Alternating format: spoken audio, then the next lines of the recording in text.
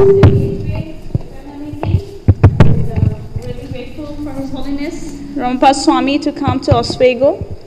Maharaj has been practicing Bhakti Yoga for over 50 years now, and he travels all over the world. Thank you, Maharaj, for coming.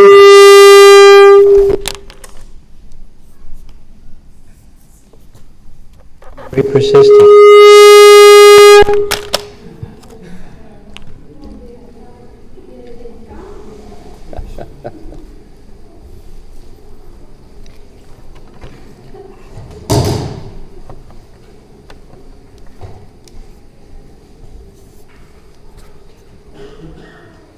Amazing little boy.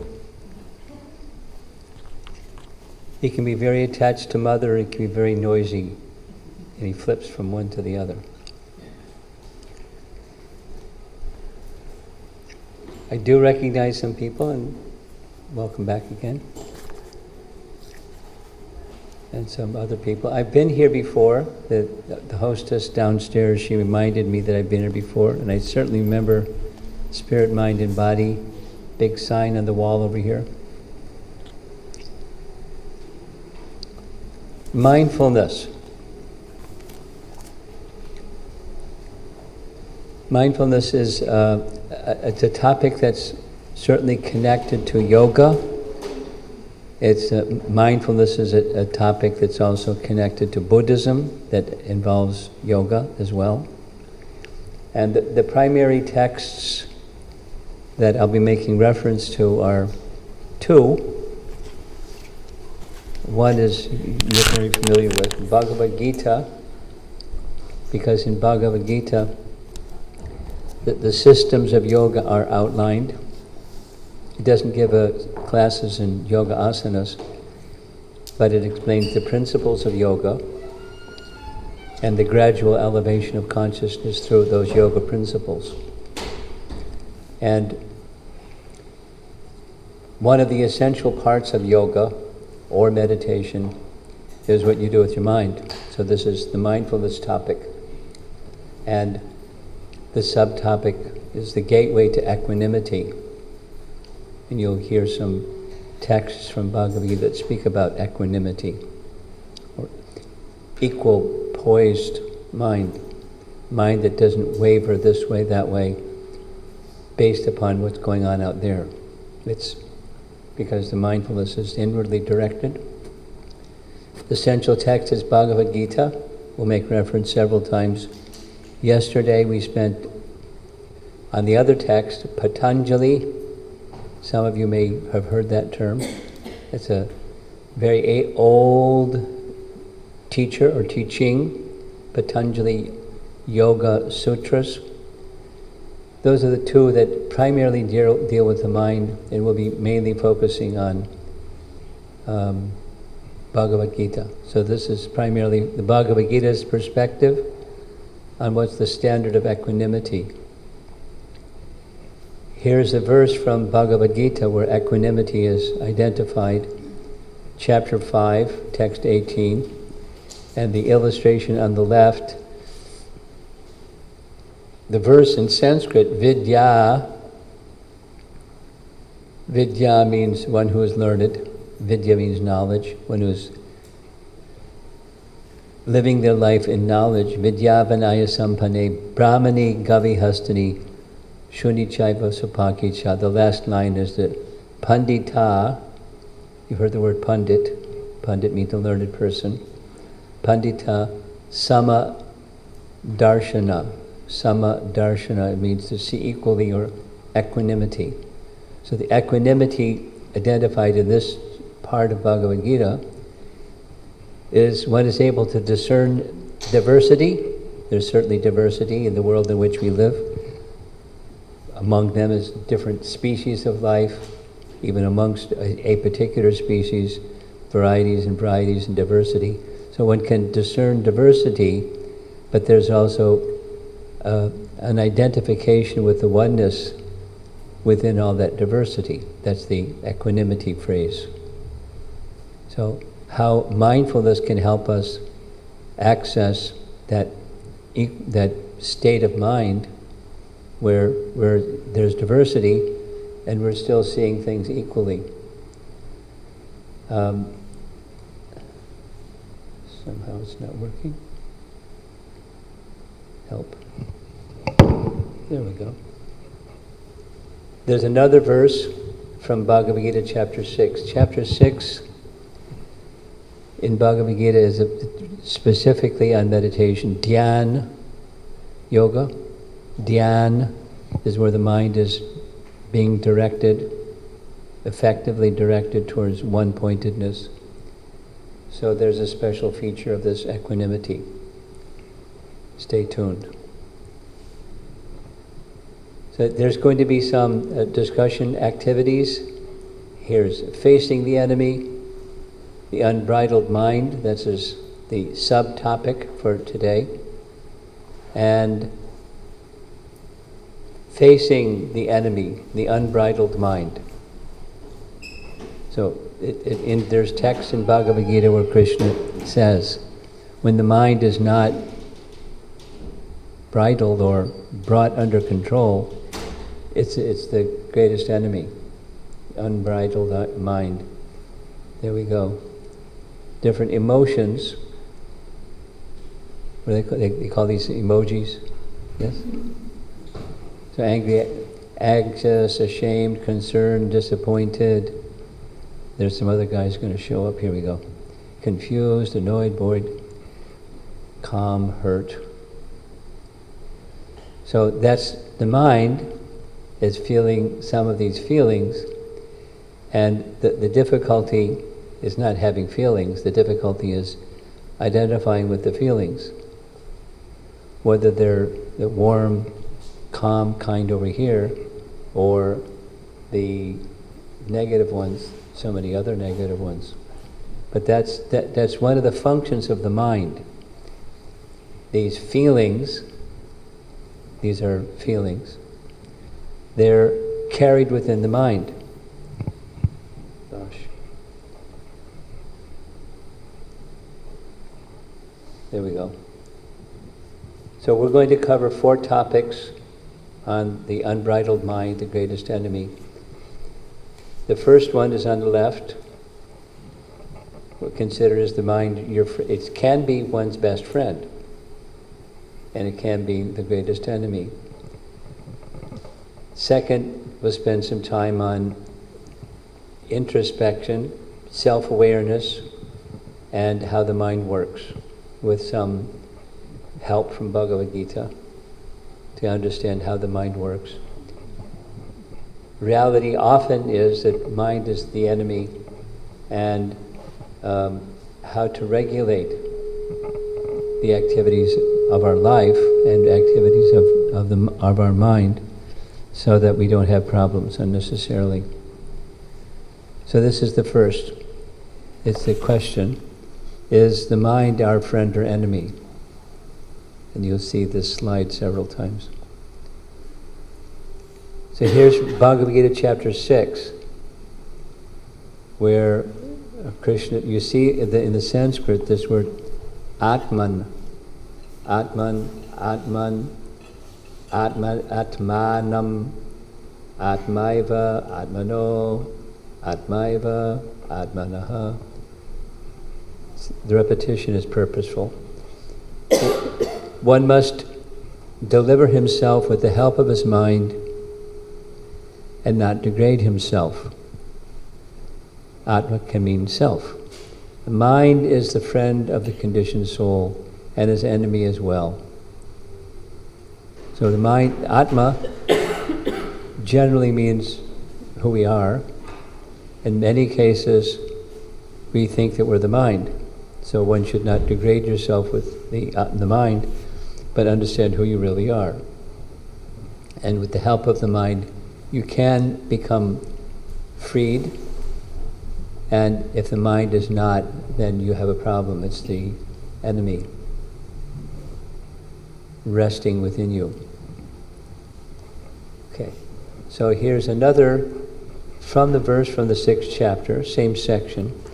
For he, says for him, for he who has conquered the mind the mind is the best of friends.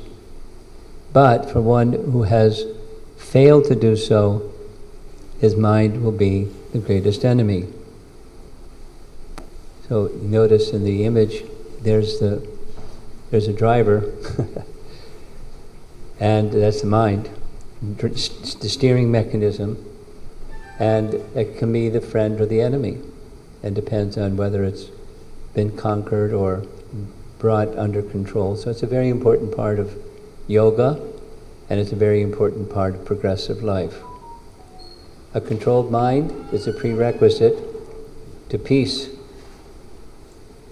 And another verse, for one who has conquered the mind, the super soul is already reached, for he has attained tranquility. This is chapter 6, same from the beginning. It was promised we would speak about it. To such a man, happiness and distress, heat and cold, honor and dishonor are all the same. Now it's obviously, there are differences, there's a series of differences, so one can, as one becomes illumined in spiritual knowledge, it's not that you lose discerning capacity. You can see what's what. And you can identify this is this and that's that. So intelligence is still operating. But when the intelligence becomes spiritualized and the mind becomes spiritualized, while discerning what's what, there's the word that's used here is, it's in the previous verse, when it becomes indifferent. In other words, say it negatively, or the opposite. Supposing you don't know who you are, but you want happiness. Everyone, without exception, wants happiness. So we want happiness and we don't know who we are. So happiness, commonly, is something out there. What's the configuration at the moment? The configuration of duality at the moment, it's such and such brings me happiness, such and such brings me distress. So I want to change the part that gives me distress and I get more of the one that gives me happiness. That's where you abandon the self, or the understanding of who you really are, and the intelligence, the discerning faculty, is searching for happiness out there somewhere. And then the mind, if it's similarly directed by such an intelligence, finds different emotions. We saw the emojis before, sometimes and sometimes and sometimes. The circumstances change because that's what happens in the world, and it's connected to karma and so many other things it's connected to, because there's many other people in the world that have their karma and they're bringing about something. So we're experiencing all those things. And if the happiness is thought of as somewhere out there, then the true sense of self is abandoned.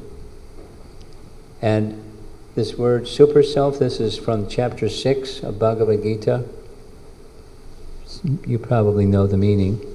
But according to Bhagavad Gita, along with the individual self or soul or Atma, that's within and animating every living entity, a little insect, an elephant, a bird, a fish, a human, a tree. The animating force is the soul within. And, according to the teaching of Bhagavad Gita, there's a supreme soul who is the witness of all the activities of the individual souls simultaneously. Pretty busy personalities, the witness of everybody's everything, their desires and their activities. And so the purpose of meditation described in Bhagavad Gita is for the individual soul to come in direct contact with the Supreme Soul situated within the heart. And by yogic trance, by steady mind, commune with, be in conjunction with, be connected to that Supreme Soul in every step of life, even when moving about. Not only when sitting in your yoga practice like this person, And when that connection is made, when the mind is conquered, and one is seeing and feeling those things, is that somebody's phone or is that a sound system? It's someone's phone? Okay. Decided to go to sleep. So there's several things. There's connecting to the Supersoul or reaching the Supersoul. That's what this meditation or mindfulness can achieve. That's achieved by one whose mind has become conquered. We'll hear some about how the mind can become conquered. They've attained tranquility. They have happiness. But they see beyond the temporary what's out there, kind of happiness and distress. Honor and dishonor, heat and cold. Because concentration or attention has gone more deeply within. I'll give an example. Nice example. One of my friends was for a long time working in an assistant capacity with my spiritual master or the translator of this Bhagavad Gita that I'll show you in a minute. He had an abscessed tooth at one point in time. Abscess means infected. And the infection was so bad that his whole cheek was swollen on one side. So those around him were asking him, would you like to go to a dentist? And, you may need some dental care. And he said, it's okay, just give me some cloves. Cloves has a kind of anesthetizing effect in that area, so he just put some cloves in his mouth next to where the abscess was and just went on with his activity. And then one day, a few days later, during his lunch, he reached in his mouth, pulled out the tooth, and handed the tooth to the devotee that was his assistant, said, here, you can keep this, and went on with his meal. I don't know if you've ever had an abscessed tooth. I have, and it's painful. So it's not that he didn't know there was pain, but he was indifferent to the pain, and because the consciousness was fixed, because there was a higher mission in his life, and he was connected to the Supersoul, so the Supersoul was connecting him, and that was his focus of life. So he could endure difficulties when most of us wouldn't be able to endure that same kind of difficulty. Now, he wasn't sitting in a yoga posture throughout the day. He was busy doing things that people saw him doing. He was traveling and thising and thatting and writing and speaking and moving about. But his consciousness was in another place. So it's possible, now that may be, an elevated stage like that may not be accessed by us, but it's possible to gradually move in that direction, and that's controlling the mind, to have a condition of peaceful life. Here's another one of those verses from chapter 6. A person is said to be established in self-realization and is called the yogi or mystic when he is fully satisfied by virtue of acquired knowledge and realization. Such a person is situated in transcendence and is self-controlled. He sees everything, whether it be pebbles, stones, or gold, as the same. Now, just in the language, there's discernment. There's this, and there's that, and there's the other thing. So again, intelligence doesn't go to sleep. Intelligence is active in the stage of self-realization. Intelligence is active, but it's not the place of identification. So persons who see gold, that's like, wow. And on the other hand, you see pebbles or stones, and it's not wow. So but for a self-realized person, they see what's what, but it's not so important. I'll give a nice example that I like.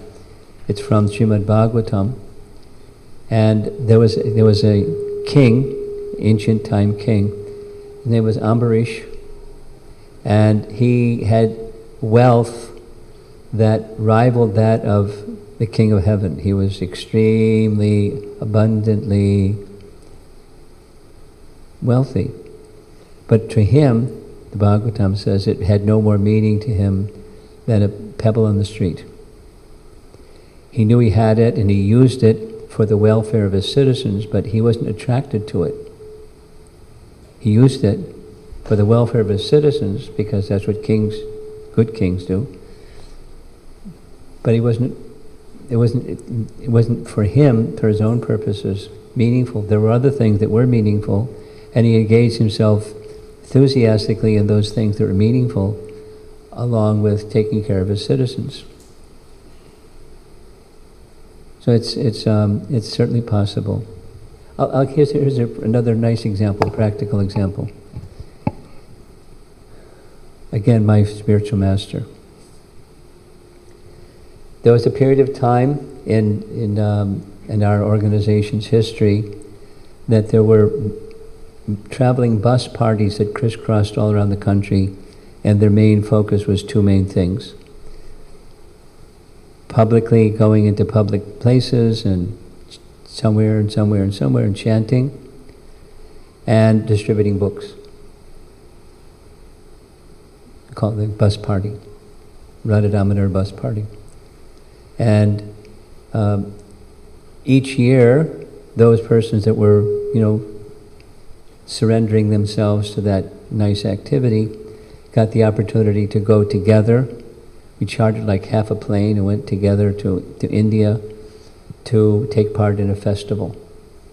And my spiritual master was kind enough to have a special little meeting with those of us that came with the bus party.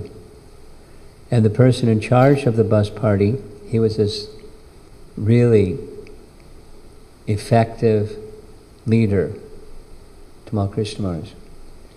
And we went into the room. It was like in one side was a little where Prabhupada did his work, and then outside is a little meeting room. They were both very, reasonably small, and that was his quarters. So we all sat down, waited. We had soft chanting. You're going to have some chanting in a while. And Prabhupada came in from this back room, and we all offered our respects to him. And he sat down, and he looked around the room, and he didn't say anything. He just looked around the room. And my thoughts were going, gosh, we're like ready for him to turn on the TV and, perform for us or something. Because I don't know what his thought process was, but I felt uncomfortable. And we're expecting him to do some song and dance and entertain us. But he just looked around the room, smiled. And before he walked in the room, there was Tamal Krishna Maharaj, this person in charge, had placed a stack of $100 bills that was like the Empire State Building. It was all very tall, obviously a gift to our spiritual master. And I was sitting right at the corner of the table, and I was watching Prabhupada, and I noticed his eyes didn't even move to that stack of $100 bills. He looked at us, but he didn't look at all at the stack of bills. He just, like it wasn't there. It was there, but like it wasn't there. But it wasn't he was unaware that it was there. And at the very end, it was still sitting there. He turned to his secretary and said, we have to print such and such book, put this in the book fund, it can go for the printing of that book. So he was very conscious of using the resource that had been given as a gift to him, but it was using for the propagation of his publications. so the world could have transcendental knowledge. As I'm describing this, I can envision that the whole scene, because I was sitting right at the corner, and there was the stack, and there was my spiritual master. Anyway, he can see a realized person can see what's what, but they're indifferent to the sense of being the enjoyer, or like I like or I don't like. That wasn't his position. Something can be used in service, and then it has some facility, and that's the meaningfulness of life. So that's the equanimity of a person who has control of the mind. Then commentary says, a person is considered still further advanced when he regards honest well-wishers, affectionate benefactors, the neutral, mediators, the envious, friends and enemies, the pious and the sinful, all with an equal mind. Now that's high, and most of us aren't high like that, but it's a picture from Bhagavad Gita of as mindfulness becomes more concentrated and more effective, that's what it looked like. So now comes the workings of the mind, and that one can gather this sense both from Bhagavad Gita or wisdom literature, or from introspection, or combination. You guide your introspection through wisdom. So self-awareness, the workings of the mind. According to Patanjali Yoga Sutras and Bhagavad Gita, the mind has so many desires, thoughts, impressions, and we can experience those things too. In main categories, the non-physical body, there's a physical body, and then there's a non-physical or a subtle body. The subtle body has three parts: mind, intelligence, and false ego, according to Bhagavad Gita. And the artist illustration here is meant to depict the chariot is the body, the wheels of the chariot, that's karma of things we do, and on the right side it's the five senses, and then what's meant to direct the senses is the reins or the steering mechanism or the mind, and then there's one who's supposed to be holding the reins and directing the horses or the senses through the mind, and that's the intelligence. So mind, intelligence, and we don't have a nice picture of false ego, but he's there.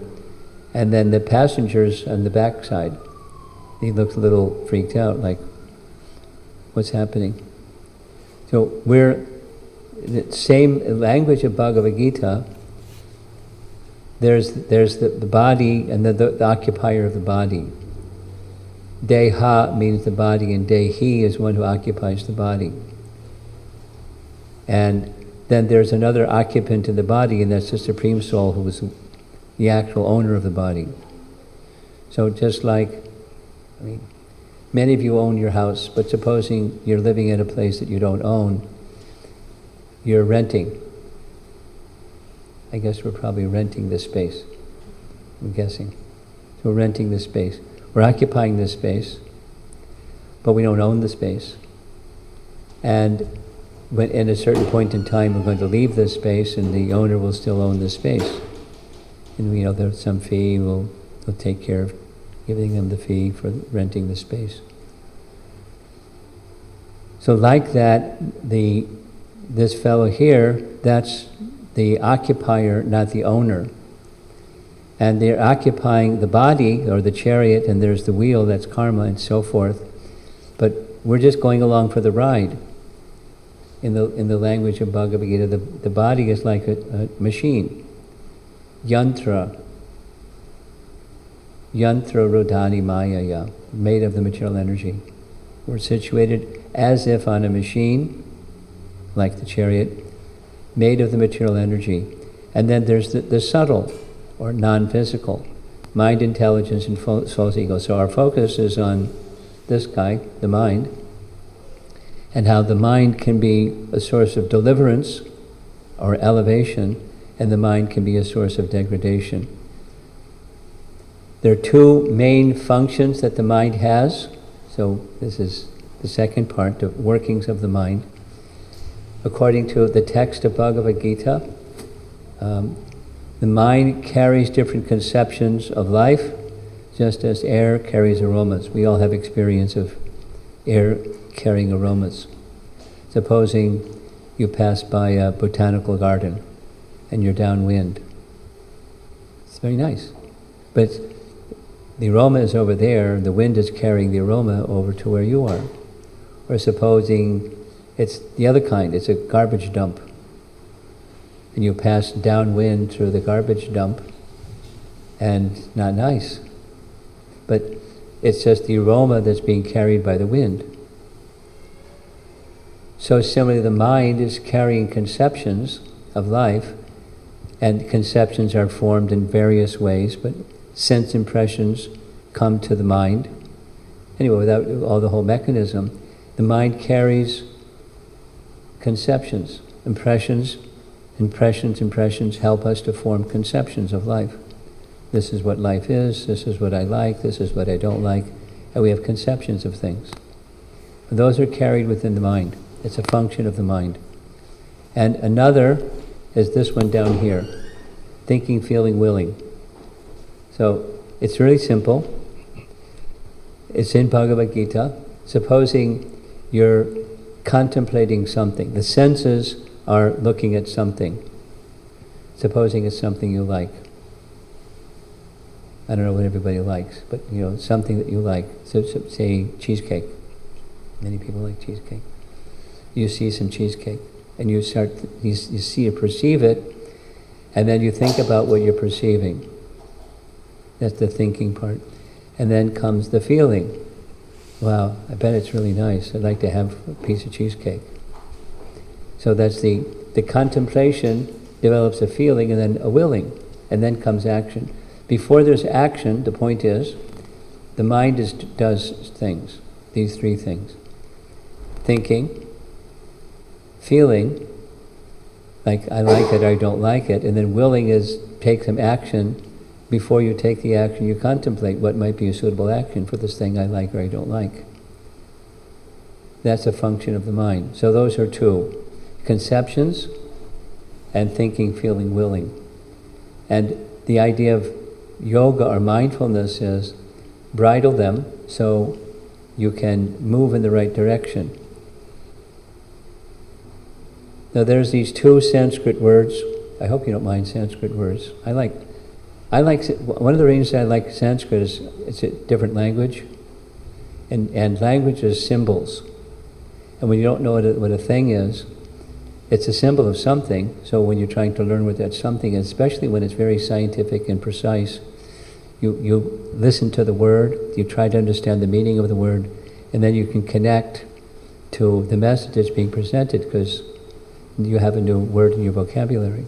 So sankalpa and vikalpa, they have this kalpa part.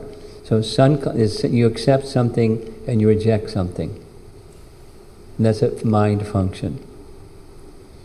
Having a determination, so it's on the left side, nature of the mind, accepting, rejecting.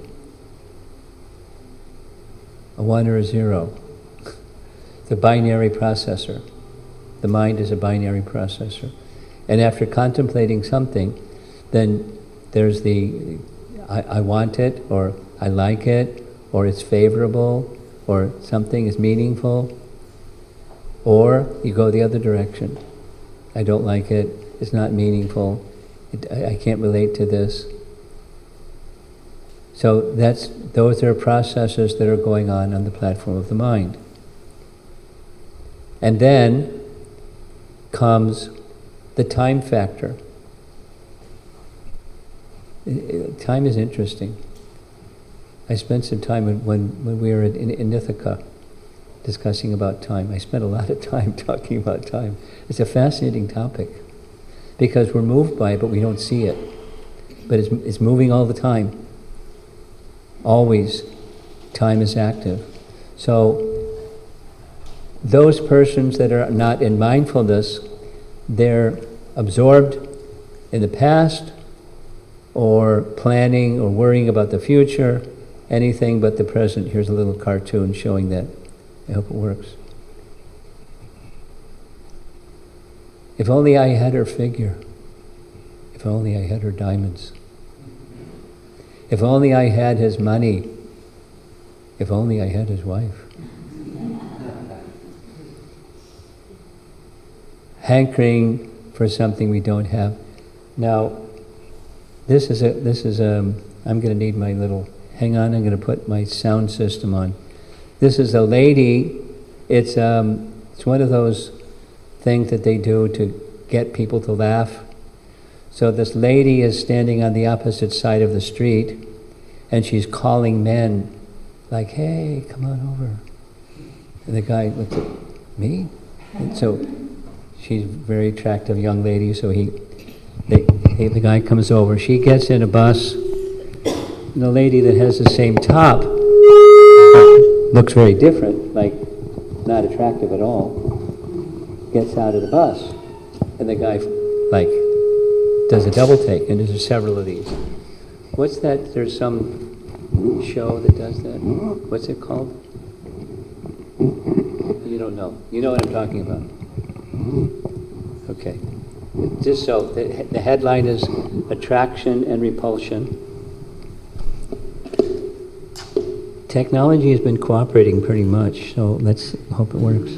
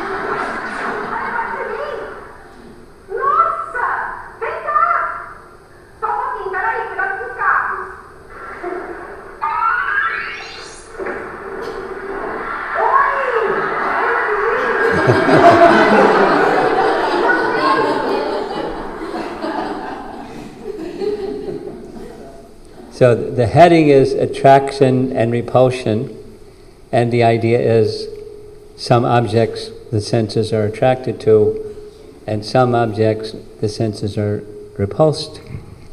But there's this saying you probably heard, one man's food is another man's poison. So what one person may like, another person may be repulsed by, etc. So that's just on this ephemeral or non-real platform. And the mind is going to steer us towards or away from something. So here's the non-mindfulness. Forget yesterday, it has forgotten you. Don't sweat tomorrow, you haven't even met. Instead, open your eyes and your heart to a truly precious gift today. So being present is our doorway to that which has no beginning and end. Nice saying. So this is the gateway to equanimity, is being present, but many people are not. They're absent. I found myself using this phrase a few times in the course of this visit, describing that my experience of someone is they've kind of checked out. They're physically there, but they're checked out. But it's not always like that. So, mind is often, doesn't have to be, but often the mind is the enemy. So here's a little personal exercise. You can take some time and think about this. What I wish was different in my life, and what do I worry about?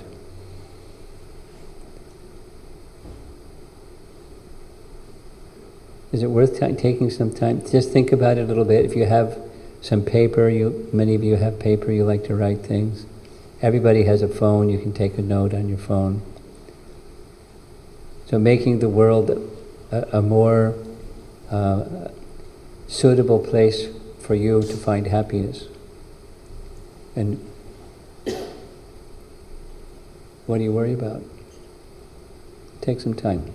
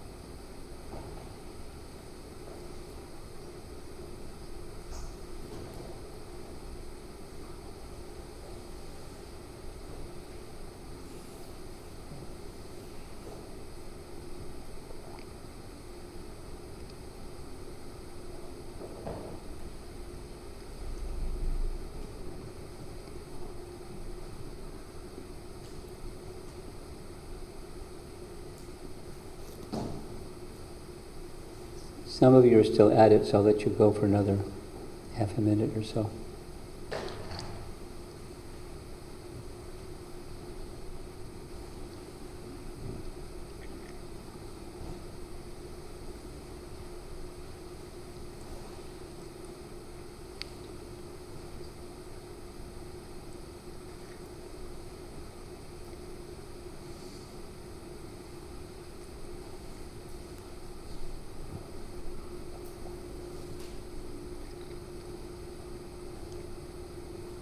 Okay, I'm going to move on. The more one can be in this middle space, in the present, the less you'll occupy your time and energy with either of these other two sides. This is the future, and this is the past, the other side. It is what it is, and I wish it isn't what it is, and so I want to make it different. The spiritual people lined up to get their past life reading, people lined up to get their future fortune told, and not too many people standing in line for the present moment. And that's what meditation or mindfulness is. Even Arjuna in Bhagavad Gita, he's subjected to this. He says, for the mind is restless, turbulent, obstinate, and very strong, O Krishna. And to subdue it, I think, is more difficult than controlling the wind.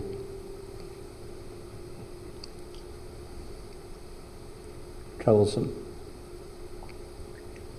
Why do I do things that are in discord with my inner values, as if by force? This is from Bhagavad Gita, chapter 3.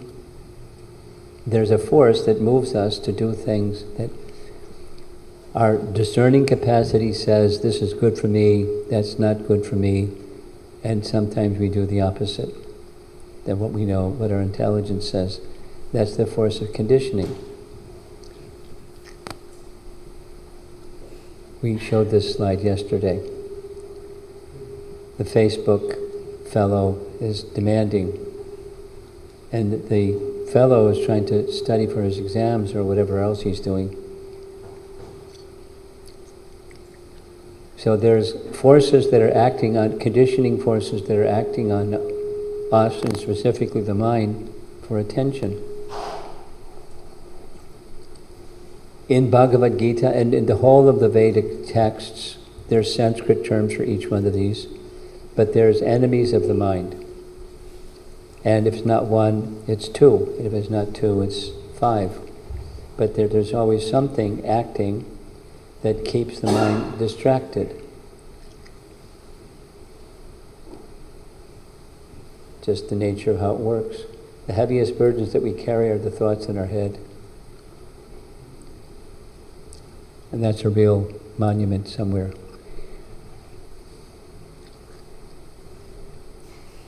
Anger management. And persons of this world, it's a prominent, it may not be so much prominent in your life, maybe, but for sure we all know people that it's very prominent in their life, and it comes in different colors and shapes, and it's not easy to manage those enemies as they act up and demand our attention. And they're one after the next. However, this image is meant to show illusion. Now it's a crane that has a thing suspended.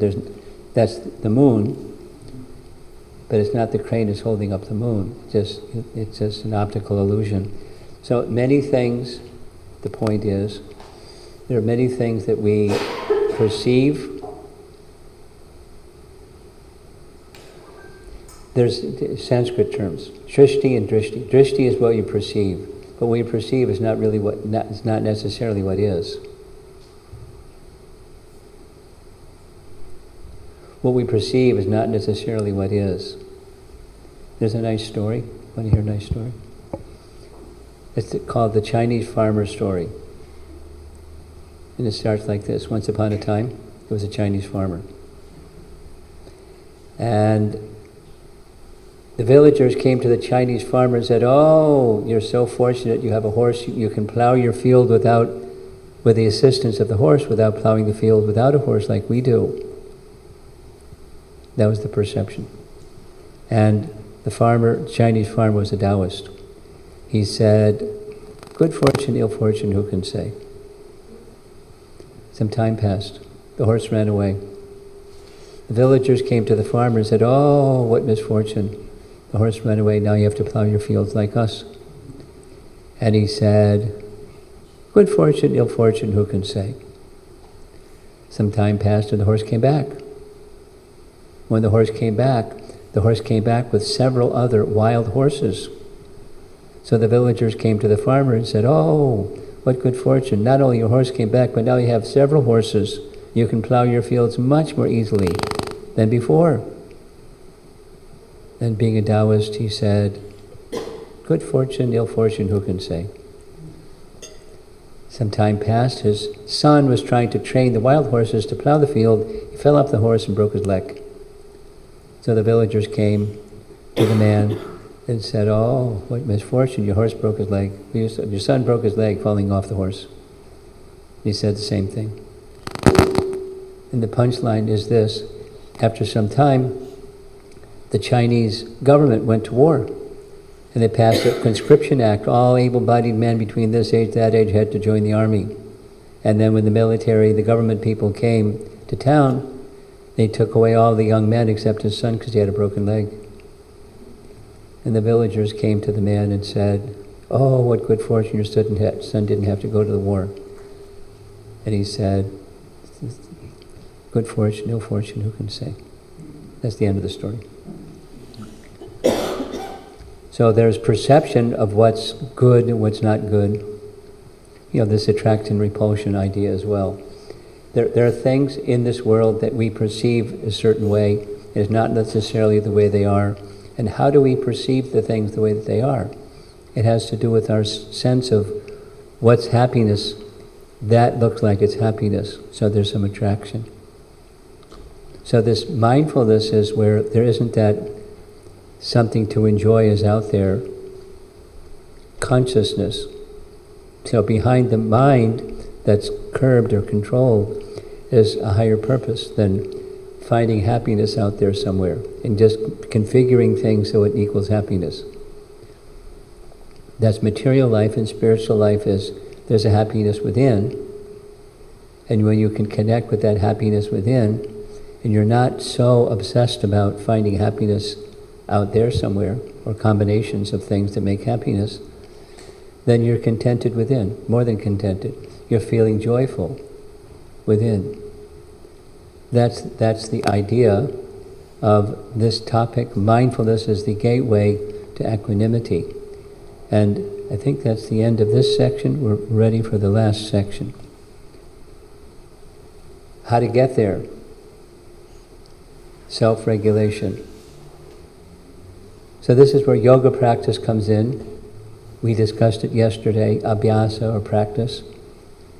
And I'll remind you, for those of you who are with us, this is a reminder, and for those of you that weren't with us, this is a nice lesson. This is from Patanjali. And practice, self-regulation, has 3 parts. Those 3 parts is something that you do every day. Because you do every day because it's good for you. You do it every day. You brush your teeth. You do certain things every day because it's good for you. And you do it for a sustained period of time. Yoga practice, something you do every day for a sustained period of time. And the 3rd part is satkara. It's where you have a sense that there's the purpose that you have faith in this practice. It's going to take you to where you want to go. And anything that has those 3 elements, that's practice, or yoga practice, or self-regulation.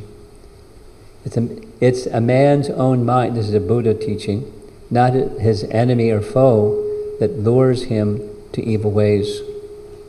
So controlling the mind is important. And this is a message from the Srimad Bhagavatam, where Prahlad Maharaj is speaking to his father, who is quite inimical. Please give up your demoniac mentality. Do not discriminate in your heart between enemies and friends. Make your mind equipoised toward everyone. Except for the uncontrolled and misguided mind, there is no enemy within this world. Where one sees everyone on the platform of equality, one then comes to the position of connecting with the Supreme perfectly.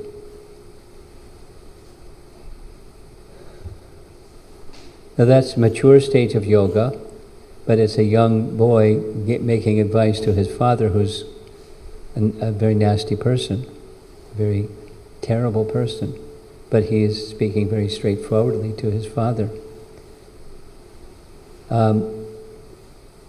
Understanding the I and mine concept.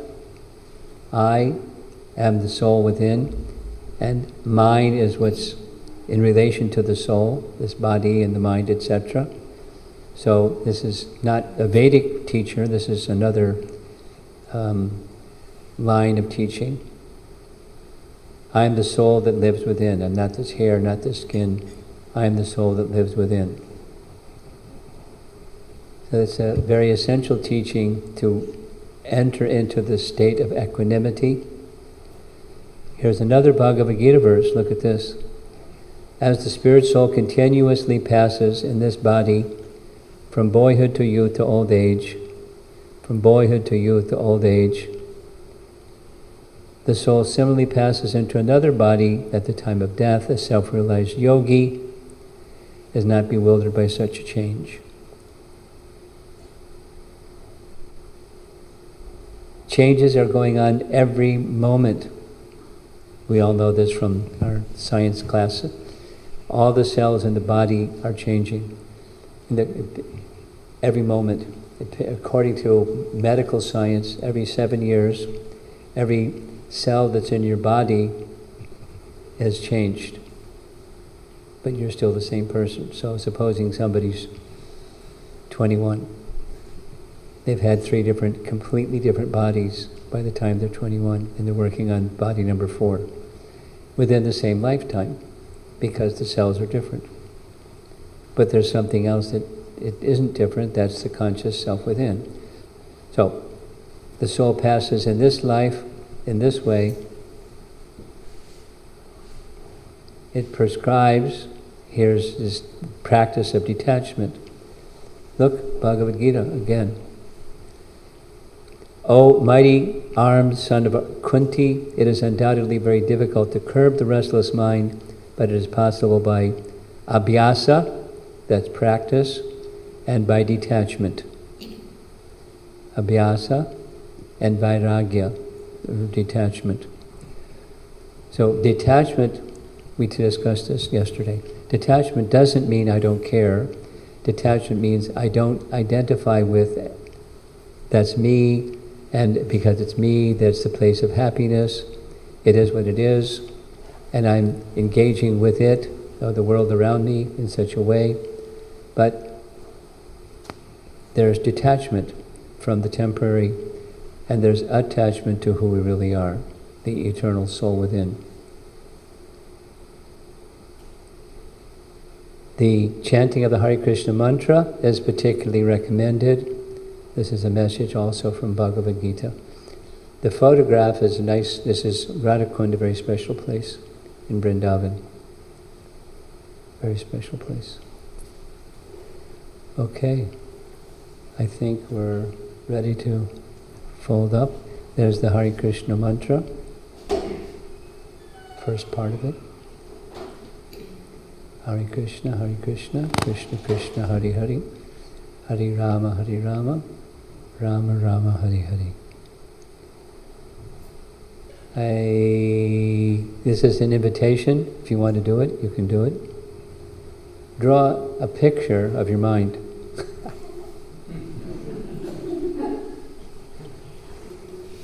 And then explain your drawing to somebody next to you, near you. I don't know how to draw the mind. What do you think?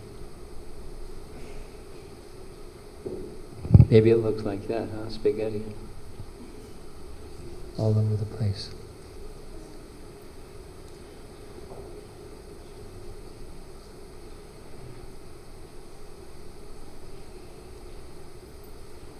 Let's turn the light on and see if there's some discussion.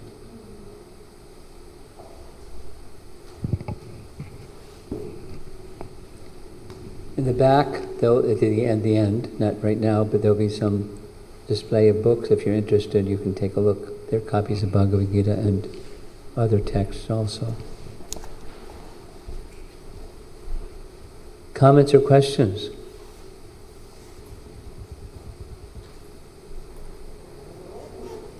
Yes. A couple slides ago, you had a Bhagavad Gita text, and unfortunately, it was wiped out on the side, so I couldn't get the chapter. You want to know which one it was? Okay. See me at the end. But I found the verse that you wanted yesterday was 1.1.3, Patanjali Yoga Sutra, 1.1.3. And I can send it to you for that matter. But I remembered your question, I looked it up.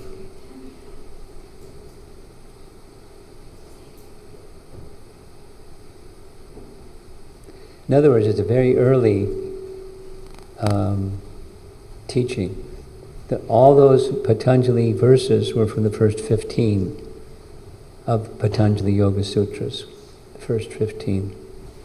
If you have access to Patanjali Yoga Sutras, you can go to the first 15 and you'll find everything that we discussed yesterday.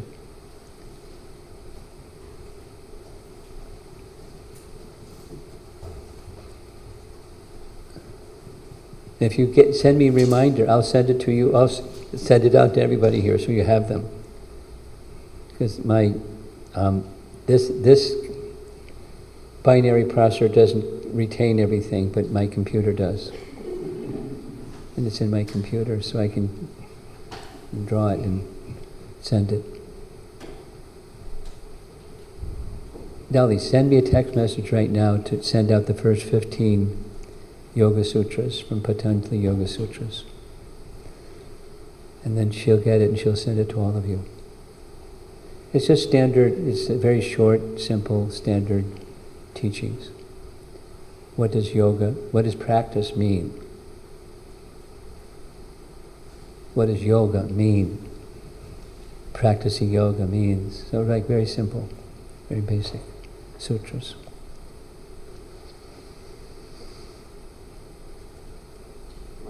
Yeah. I have a question.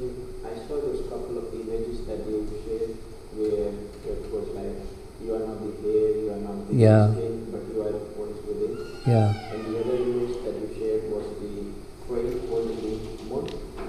Yeah. But how to be conscious of this illusion that we are living in and being more conscious and aware about our reality and who we are? This is the how-to question.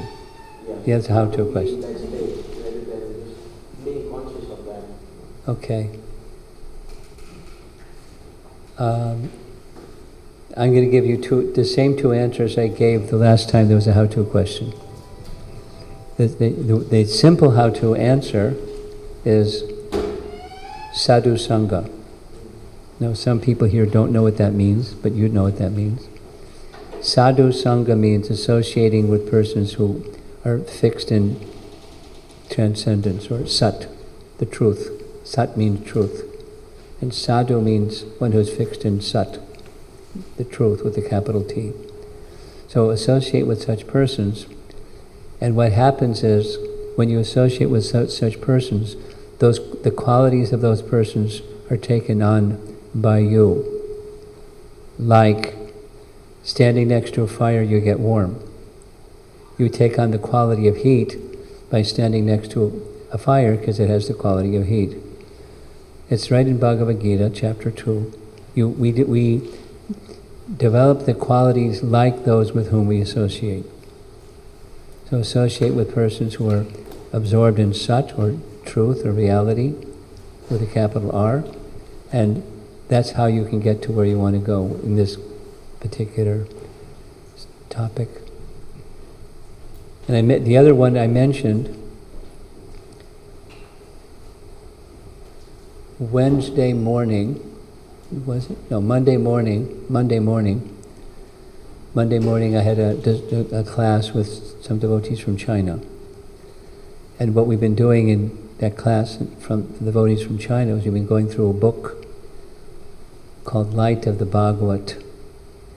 And one of the commentaries, Prabhupada gives 6 points, and if one follows his 6 points, then that is the process, the how-to process, how to get to where you want to go, how you get to the stage where, what your question is. So those are 2 answers. But those 6 things are built into sadhu sangha.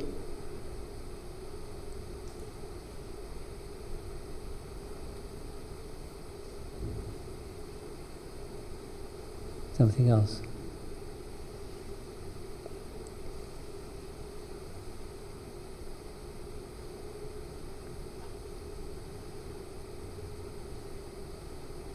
Okay. So I guess we're ready for our mantra meditation exercise, yeah? She's got the drum ready. Here's the harmonium ready. So you're gonna lead this? Please do.